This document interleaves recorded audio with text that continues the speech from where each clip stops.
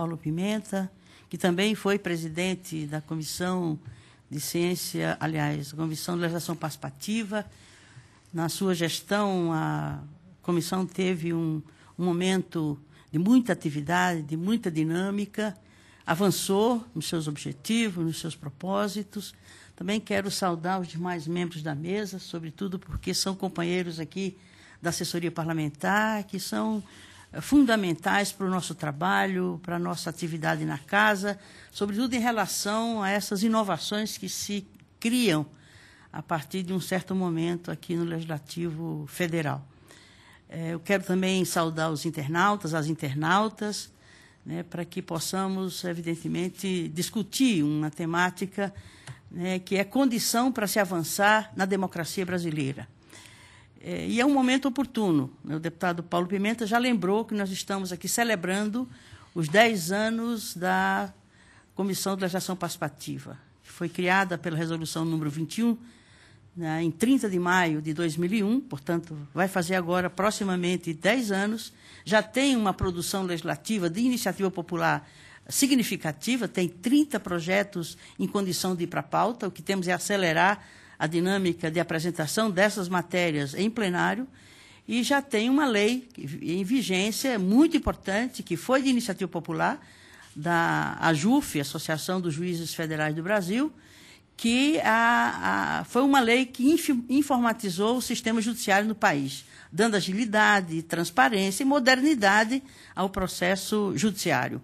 Então, é uma oportunidade imensa, de grande impacto. Sobretudo, também tem uma outra oportunidade desse debate, é o fato da Casa estar enfrentando o debate sobre a reforma política. Há uma comissão especial que está exatamente construindo uma proposta com ampla participação da sociedade, né, em conferências estaduais pelo país afora, e essa proposta que vier a ser apresentada à apreciação do plenário da Casa e depois para o Senado, terá passado, evidentemente, pelo crivo da sociedade civil organizada, o que também dá um outro tom, uma outra conotação a uma proposta de reforma política que já contemple, e o relator, né, certamente vai ser sensível àquelas propostas que saírem da sociedade civil do ponto de vista de modernizar e tirar as dificuldades que hoje o sistema político brasileiro enfrenta, e a questão da participação popular, né, a regulamentação dos artigos da Constituição Federal, que ainda estão por ser regulamentadas,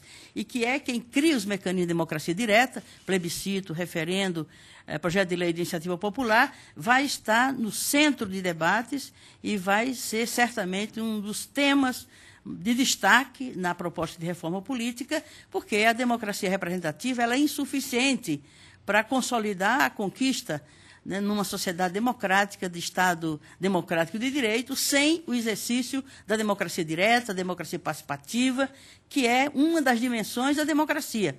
Sem a democracia participativa direta, a democracia representativa é insuficiente, e até alguma crise que exista hoje no exercício da democracia representativa se deve, em grande medida, ou pelo menos numa parte importante, do não exercício da democracia direta, da democracia participativa. Portanto, esse debate vai ser um marco, tenho certeza, não só da vida da Comissão de Legislação Participativa, mas da vida dessa Casa, e certamente a mudança do sistema político contribuirá, sem dúvida nenhuma, para que se consiga avançar do ponto de vista dessa dimensão da democracia, que é a democracia direta e democracia participativa. São duas coisas, a democracia direta e a democracia participativa. Deputada, a senhora também coordena a Frente Parlamentar da Liberdade de Expressão com Participação Popular, né? Do ponto de vista da sua experiência, do seu trabalho aqui na Casa, como é que nós poderíamos avançar no sentido de criar mecanismos efetivos para que também essa temática da liberdade de expressão com a participação popular encontrasse, né, uma facilidade maior no sentido da tramitação das suas preocupações dentro do Poder Legislativo? Olha, deputado, essa frente parlamentar ela tem um caráter diferente das demais, assim como a Frente Parlamentar pela Reforma Política, que tem a participação popular. Nós estamos em vias de discutir na Casa uma proposta de um novo marco legal para as comunicações no país.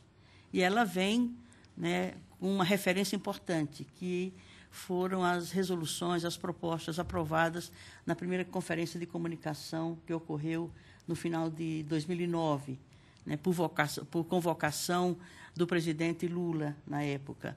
Então, produziu mais de 600 propostas. Essas propostas estão sendo, inclusive, consideradas e sendo referências tanto para a área do governo, o Ministério das Comunicações, e para as entidades que estão procurando acumular e contribuir para a construção desse novo marco legal.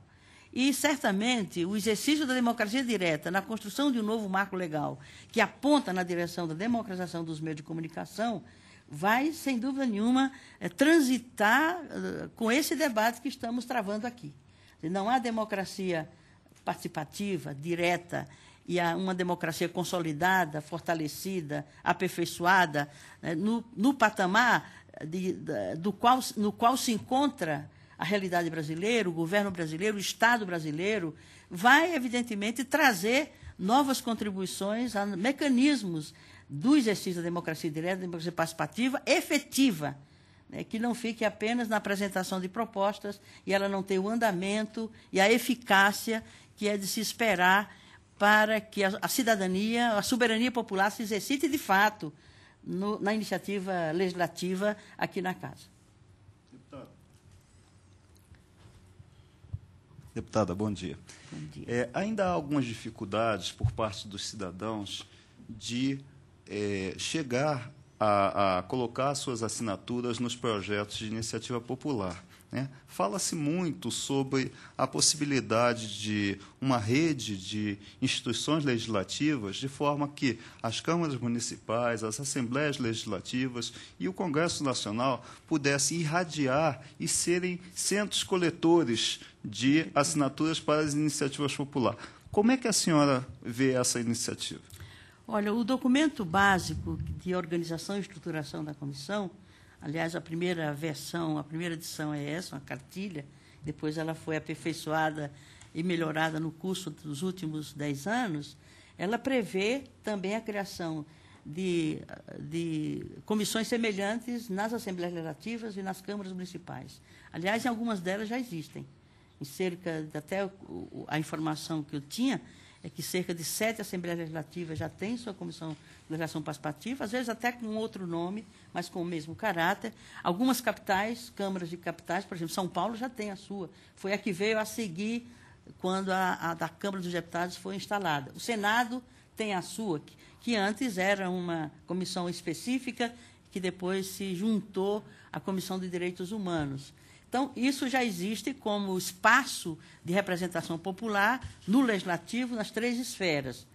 E há também uma recomendação, uma orientação desse documento básico, é de que as câmaras municipais e as assembleias legislativas, quando receberem propostas de iniciativa popular que não estejam no âmbito daquelas esferas de poder legislativo, encaminhar à esfera federal. Portanto, uma ação articulada, né, combinada, com uma transversalidade em relação aos temas que são objeto dessas iniciativas populares, e há tudo para se avançar a partir desse momento que hoje tem, né, a TV Câmara interessada nisso, sendo um instrumento importante de divulgação. É preciso que o campo público dos meios de comunicação de massa também incorporem no seu programa, na sua programação, essa temática, para estimular nas cidades e nos estados essa prática do exercício da soberania popular.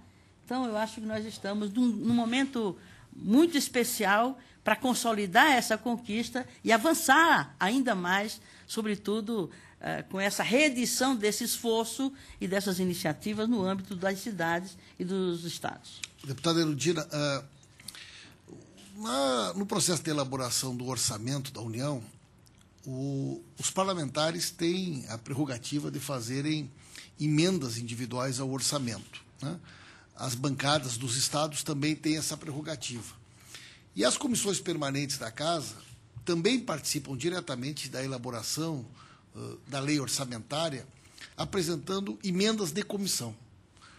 A única comissão permanente, hoje, que não participa apresentando emendas ao orçamento da União é a Comissão de legislação participativa, que até 2006, de certa forma, ela acolhia pleitos da sociedade civil e transformava essas emendas em parte integrante do orçamento da União.